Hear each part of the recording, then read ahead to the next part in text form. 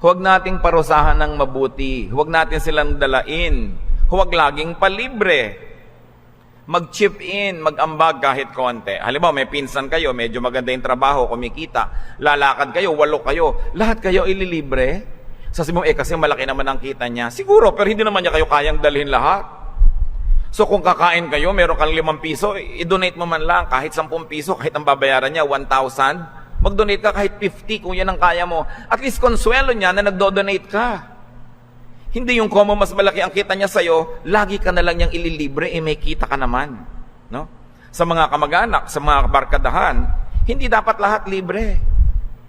Kung minsan, mabait kang pamangkin, meron kang gustong ipasyal na tiya, tiyo, ipapasyal mo. Pati mga anak nun sasama, ililibre mo rin kahit may trabaho.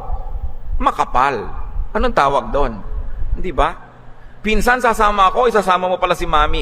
Oo, pero mami mo lang ililibre ko kasi ang tanda na niya, ikaw pinsan, may trabaho, maglabas ka naman, ang kunat mo naman. Pinsan lang kita, inaasahan mo, itataguyod din kita, hindi ba kahiya yun? Pero maraming mga ganon.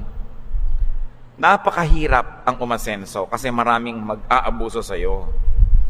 Kaya kuminsan, hindi na lang natutuloy. Gusto mo kumisang mag-party, imbitahin ang mga kamag-anak mo, pero wala nang magdadala ni ano. Hindi man lang mag-contribute kahit konti. Kasi yung nag-host, sabi lang, maganda naman ang trabaho nun.